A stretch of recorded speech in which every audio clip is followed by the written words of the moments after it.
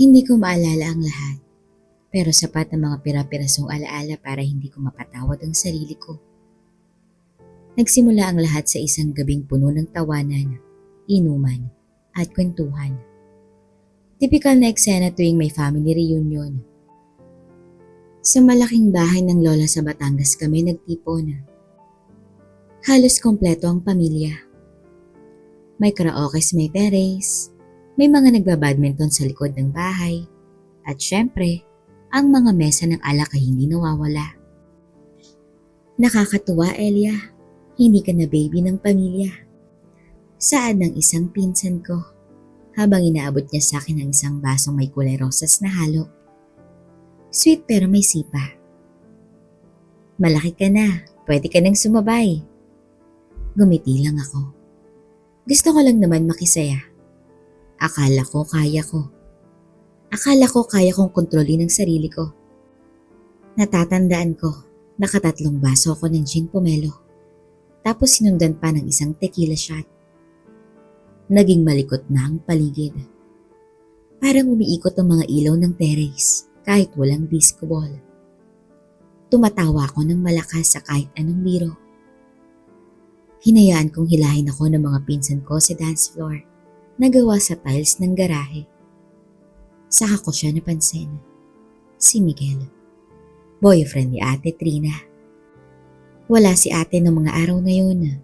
Hindi raw makakasama. Dahil may night shift daw sa ospital.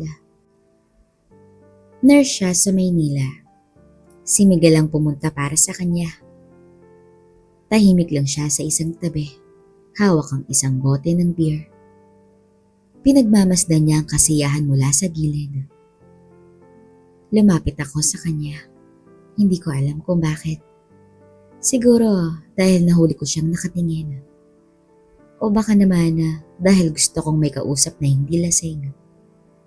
O baka, hi, saad ko sa kanya. Medyo sumasayad ang dila ko sa mga salita. Hi Elia, lasing ka na yata. Saad naman nito na may bahid ng ngiti sa labi. Ang konti lang. Kausap lang. Gusto ko lang ng kausap. Hindi siya tumanggi. Umupo ako sa kanyang tabi. Habang sa background ay sumisigaw ang mga pinsan ko ng shot, shot, shot. Sa bawat kwento ko, tahimik siyang nakikinig. Minsan tumatawa. Minsan tumitingin ng diretso sa mata ko. Matagal, parang may gustong sabihin. Hindi ko na maalala kung paano kami napunta sa loob ng bahay. Sa kwarto ng lola na bakante. Sarado ang pinto. Malamig ang hangin. Amoy kahoy at lumang pabango.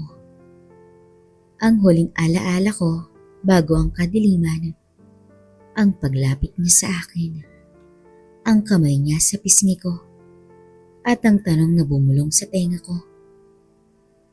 Sigurado ka ba? Hindi ko maalala kung anong sagot ko. Hindi ko rin maalala kung tumango ba ako o ngumiti lang. Basta ang sumunod ay mga imahe. Ang bigat ng katawan ko. Ang manghalik. Ang init. Ang tunog ng mga hininga. Ang pagkakadikit ng balat. At pagkatapos, katahimikan. Pagdilat ko kinabukasan, masakit ang ulo ko. Nanunuyo ang lalamunan. Wala si Miguel sa tabi ko, pero naroon ang damit ko. Hindi na maayos. Pumikit ako at huminga ng malalim. Doon nagsimulang bumalik ang aking mga alaala. Hindi malinaw pero sapat para maintindihan ko ang nangyari. Umiyak ako. Hindi ko na napigilan. Naramdaman ko ang bigat ng konsensya, ang hiya, ang takot. Hindi lang dahil may nangyari, kundi dahil kay Miguel, sa boyfriend ng ate ko. Gusto kong itanggi. Gusto kong sabihin na hindi ko kasalanan. Lasing ako. Hindi ko alam ang ginagawa ko. Pero hindi sapat yun. Dahil sa totoo lang, may bahagi sa akin na kahit papaano, pumayag. At yun ang pinakamasakit. Pagkatapos kong umiyak, nanatili akong nakahiga sa kama ng lola. Nakatitig sa kisame. Parang pinipilit kong takpan ng mga simpleng bagay. Ang langit. Langit na may lumang bitak. Ang kaluskos ng mga paa sa labas ng kwarto. Ang bigat ng laman ng dibdib ko. Pero hindi kaya. Ang totoo, gusto kong mawala. Gusto kong burahin ang buong gabi. Gusto kong bumalik sa eksaktong oras bago ako lumapit sa kanya. May kumatok sa pinto. Elia? Boses ni Mama. Anak, okay ka lang? Agad akong bumangon at inayos ang sarili. Opo ma, sumasakit lang ang ulo ko. Lasing ka kagabi. Ang sabi ng mga pinsan mo, halos hindi ka na makatayo. Pinapasundo ka na lang sana namin sa pinsan mong nurse kung sakaling may nangyari pa. Tumawa siya ng kaunti. Pero buti na lang at si Miguel ang tumulong sa'yo. Siya ang naghatid sa'yo sa loob. Parang may gumuhit na kutsilyo sa loob ng dibdib ko. Hindi ko alam kung dahil sa sinabi ni Mama o dahil biglang bumalik ang eksaktong alaala ng pagkakahiga ko sa piling niya, sa mainit na hininga niya. Ganun po ba? Sagot ko. Pilit ang ngiti. Pagkaalis ni Mama, dali-dali akong naligo. Ramdam ko pa rin sa balat ko ang malamig na alon ng alaala. Ang mga halik, ang mga yapos. Nang makalabas ako ng kwarto, agad ko siyang nakita. Si Miguel. Nakaupo sa gilid ng lamesa. Kasama ang mga tito at pinsan ko. May hawak itong kape. Nakangiti. Tumingin siya sa akin. 1 segundo. 2. 3. Saka siya tumango ng bahagya. Walang galit, walang hiya. Parang walang nangyari. Doon ako muntik masuka. Lumabas ako ng bahay at tumakbo papunta sa dalampasigan. Ilang minuto lang ang layo mula sa bahay ni Lola. Umupo ako sa buhangin. Pinagmamasdan ng alon. Sinikap kong kalmahin ang sarili. Pero habang binabalikan ko ang bawat detalye, hindi ko alam kung ginusto ko rin. Dahil naaalala ko ang pakiramdam na umiinit at ang pagpasok sa akin ni Miguel. Ramdam ko pa rin ang aking ibaba, ang bawat ulos at ang pagsunggab sa aking hinaharap na parang hinuduyan ako. Hindi ko maipaliwanag ang pakiramdam pero nagustuhan ko. Mas lalo kong kinakain ng guilt. Si ate. Ang pinakamasakit sa lahat ay hindi ko pa rin siya matawagan. Ilang beses kong sinubukang itype ang pangalan niya sa cellphone ko, pero laging nabubura. Anong sasabihin ko? Pwede ba akong umupo? Pamilyar ang boses. Hindi na kailangan tumingin. Si Miguel. Tahimik ko siyang tinapunan ng sulyap. Wala akong sinagot. Umupo siya sa tabi ko. Ilang pulgada lang ang pagitan namin. Elia, tungkol sa nangyari kagabi. Hindi natin dapat pag-usapan. Putol ko agad sa kanya. Please lang. Pero kailangan. Hindi ko alam kung anong nangyari talaga. Hindi ko maalala ang lahat. Mahina kung saan. At ang alam ko lang, mali ito. Mali oo, pero hindi ka pinilit. Tinanong kita, Elia. Nagtanong ako kung sigurado ka. Lumingon ako sa kanya. Lasing ako, Miguel. Hindi ako ganat na nasa sarili ko. At ikaw ang mas matanda. Ikaw ang mas may kontrol. Ikaw ang boyfriend ng ate ko. Tumahimik siya. Hindi makatingin. Hindi ko sinasadyang lapitan ka kagabi. Patuloy ko. Boses ko na nanginginig. Pero ikaw ang dapat umalis. Ikaw ang dapat umiwas. Pero hindi mo ginawa. Napayo ko siya. Hindi ko rin alam kung anong pumasok sa isipan ko. Mahina ako. Pero hindi ko intensyon na saktan ka, Elia. At lalong hindi ko intensyon na sirain kayo ni Trina. Too late. Bulong ko. Tumayo ako at iniwan siya ron sa buhanginan. Tahimik na ang buong compound. Tapos na ang kasiyahan. Tulog na ang karamihan. Ako na lang ang gising. Ako at ang puso kong hindi matahimik. Nakahiga ako sa papag sa likod ng bahay ni Lola. Tanging flashlight ng phone ang ilaw. Pinipilit kong itipa ang mensaheng ilang ulit ko nang binubura. Ate, may sasabihin ako. Simple, walang paliwanag, walang detalye. Pero mabigat. Napapikit ako at huminga ng malalim. Ilang segundo pa lang ay nag-vibrate na ang phone ko. Ate Trina is calling. Tumibok ang puso ko ng mas mabilis. Nanginginig ang daliri ko habang sinagot ang tawag. Elia? Boses niya. Pagod pero buo. Hi ate. Okay ka lang ba? Ang sabi ni mama, parang masama raw ang pakiramdam mo buong araw. Okay lang. Medyo sumakit lang ang ulo ko. Lasing kasi ako kagabi. Tumawa siya. Bahagyang pagaan. Ay nako, alam mo, inaasahan ko na rin. Sabi ko nga kay Miguel, bantayan ka. Dahil baka mawalan ka ng malay sa kakainom. Biglang nanlamig ang katawan ko. Ate, mahina akong saad. Andyan ba si Miguel? Wala. Umuwi na kanina.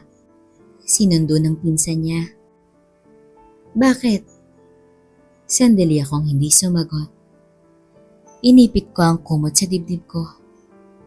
Parang mabibiyak ang dibdib ko sa bigat ng laman nito. Ate, may nangyari kagabi. Tahimik. Naramdaman ko humigpit ang hawak ko sa cellphone. Naramdaman ko ang malamig na pawis sa palad ko. Anong ibig mong sabihin? Mababa ang boses, puno ng kaba. Huminga ako ng malalim. May nangyari sa amin ni Miguel. Boses kong halos pabulong. Hindi ko maalala ang lahat, pero may nangyari. Sa kabilang linya, tila huminto ang mundo. Elia, ano? Hindi ko alam kung paano nagsimula. Lasing ako. Hindi ko na matandaan ang lahat. Pero hindi ko madedenay. Alam kong mali. Kaya hindi ko na kaya. Hindi ko na kayang manahimik habang alam kong ikaw ang masasaktan. Tahimik pa rin si ate. Walang kahit isang salita. Ate, hindi ko intensyon. Hindi ko alam kung bakit. Tumigil ka. Pagputol nito, boses niyang biglang nanigas. Anong ginawa niya sa'yo? Parang may kirot sa likod ng tanong niya. Hindi ko masabi kung sinadya. Hindi ko rin masabing hindi. Ang tanong niya, sigurado ka ba? Pero lasing ako. Hindi ako dapat pinakailaman.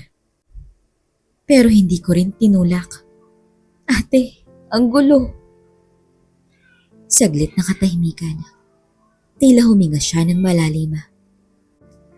Alam mo ba kung gaano ko siya minahal, Elia? Opo. Alam mo ba kung gaano ako nagtatrabaho para sa kinabukasan namin? Para sa kasal, Para sa bahay na gusto ko sanang buuin kasama siya. Tumulo na naman ang luha ko. Tahimik pero tuloy-tuloy. Sinira mo yun. Ate, sorry.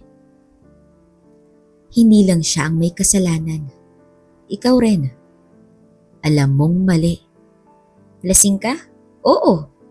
Pero hindi ka wala sa sarili. Tinawag mo pa siyang kausap. Hindi ba? Tumango ako kahit hindi niya ako kita. Opo. Sa totoo lang, sad nito. Halos pabulong. Mas nasasaktan ako hindi dahil sa nangyari, kundi dahil ikaw yun. Ikaw na kapatid ko. Ikaw na dapat unang nagtatanggol sa akin. Hindi ko alam kung paano humingi ng tawad sa ganitong sugat. Ang sorry ay parang hollow na salita. Walang laman. Walang saysay. Hindi ko alam kung mapapatawad kita ngayon. Dagdag niya. At baka hindi pa rin siya. Pero salamat. Salamat sa pag-amin. At least alam ko kung sino talaga siya. Ate, magpahinga ka na, Elia. At bago pa ako makasagot, binaba niya na ang tawag. Pagkatapos ng tawag na yon, ilang linggo akong para lang multo sa sarili kong buhay. Hanggang sa isang araw, nakatanggap ako ng text mula kay ate. Pwede ba tayong magkita? Nanlamig ang buong katawan ko. Nagkita kami sa isang maliit na cafe mula sa ospital kung saan siya nagtatrabaho. Naka-uniforme pa siya. Pagod ang muka. Pero andun siya. Nasa harapan ko. Kamusta ka na? Tanong nitong mahinahon. Hindi ko alam. Gumigising ako araw-araw na umaasa na sana panaginip lang ang lahat. Tumango siya. Ako rin. Umiling ako. Pilit pinipigilan ng luha. Ate, sorry. Paulit-ulit. Hindi ko alam kung ilang beses kong sinabi yun. Pero uulitin ko pa rin. Sorry. Sobrang sorry. Tumingin siya sa akin.